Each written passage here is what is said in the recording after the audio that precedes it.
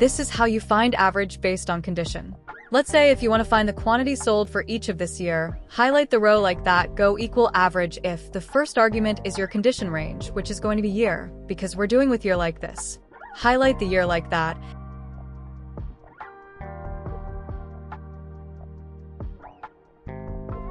And after that, press F4 once to make both row and column fixed, comma, and the condition will be this particular year, comma, and the third argument, and the final argument in average if would be the averaging range, which is our quantity like this.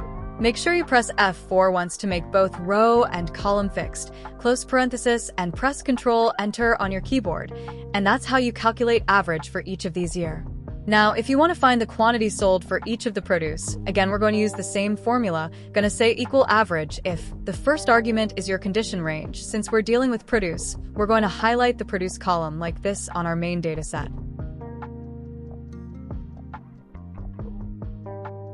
Make sure you press F4 once to make both row and column fixed, comma.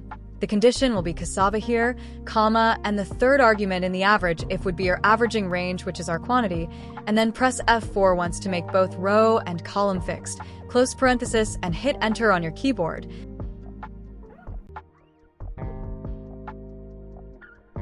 Double-click to fill the rest, and there you go. That's it.